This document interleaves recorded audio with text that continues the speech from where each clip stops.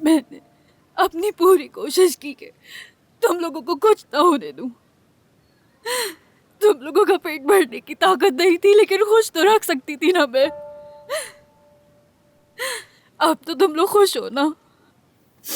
आपा, मैंने तो आपको सिर्फ वही बताया जो सच नहीं बताना था।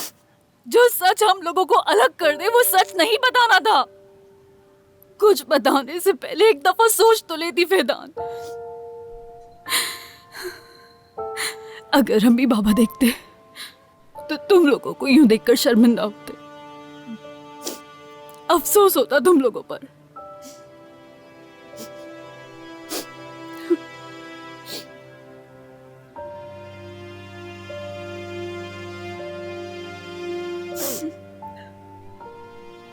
ये सब कुछ उनकी वजह से ही हो रहा है।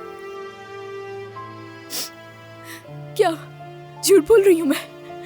हम पे जो गुजर रही है वो उन्हीं की वजह से गुजर रही है, क्योंकि उन्होंने हमें इस तरह पाला है।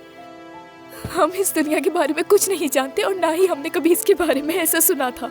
देखे हम सबको, हम ऐसे हैं जैसे पानी से निकली हुई मछली। हम इस दुनिया के बारे में कुछ नहीं जानते और ना ही कभी हमने ये दुनिया देखी थी। नहीं चुप करूंगी, नहीं होगी चुप।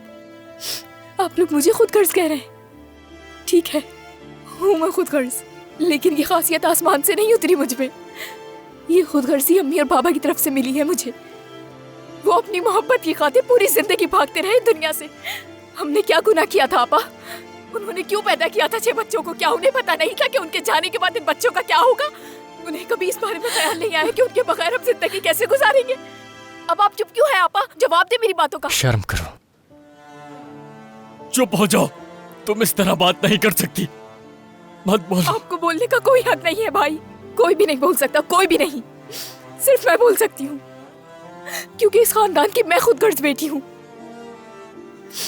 और हमेशा सबको मैं ही बुरी लगती हूँ, क्योंकि सबसे बदतमीज हूँ ना मैं। अगर आज अम्मी बाबा जिंदा होते तो वो भी शर्मिंदा होते, और मैं उन पर शर्मिंदा होती कि उन्होंने हमें पैदा क्यों किया, इस दुनिया में क्यों लाया और ऐसा मुस्तकबिल क्यों दिया। मैं उन्हें कभी माफ नहीं करूंगी आपा, कभी माफ नहीं करूंगी, कभी भी नहीं माफ करूंगी।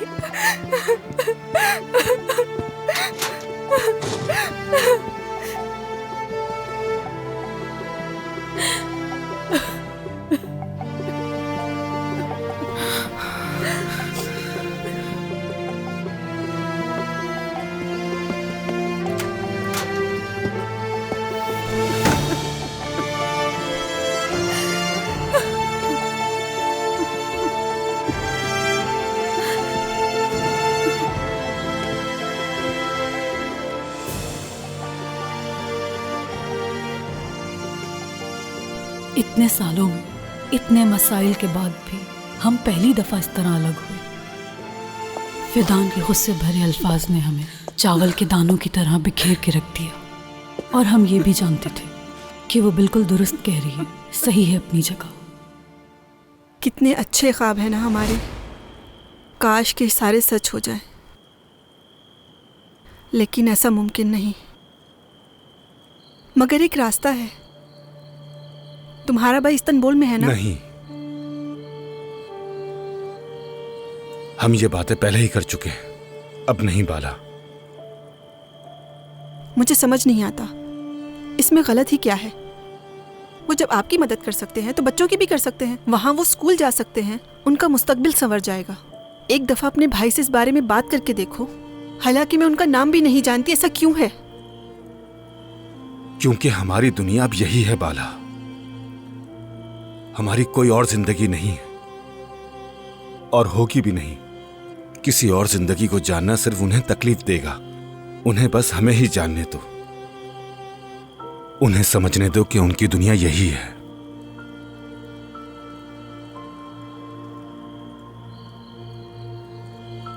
अगर ऐसा ही रहा तो हमारे बाद हमारे बच्चों का क्या होगा? वो खुद ही जीना सीख जाएंगे बाला। अम्मी और बाबा एक दूसरे से बहुत प्यार करते थे। उन्होंने बहुत प्यार से अपना आशियाना बनाया था। हमारा घर खुशियों से भरा हुआ था। उनकी गैर मौजूदगी और हमारी नावाकफियत ने हमें एक दूसरे से अलग कर दिया है। हमारे हिसाब से ये दुनिया बहुत मुख्तलिफ थी, और हम नहीं जानते थे कि इसमें कैसे रहना है। और इसमें सबसे बड़ी गलती हमारे वालिदैन की थी। जिन्होंने हमें इस दुनिया के बारे में नहीं बताया। ओह, देखो तो जरा, तुमने सोचा कि जेवदेत भाई तुम्हारे साथ हैं तो तुम्हें कोई कुछ नहीं कहेगा, तुम आराम से मजे करोगे। भाई आप किस बारे में बात कर रहे हैं? मैंने कहा कि पैसे दे दूंगा, मैं अपना गुस्सा आप पर नहीं निकालना चाह रहा। क्या करोगे तुम, बताओ मुझे। कब तक तुम जेवदेत का सहारा लेते रहोगे? जेवदेत बाबा का जिक्र क्यों कर रहे हैं मेरे सामने? जेवदेत बाबा लड़के, जेवदेत बाबा, उसने तुम्हारा कर्ज अदा किया है। शीशा ठीक करवाया मेरा। जानते हो किससे करवाया? उसी इमरा से।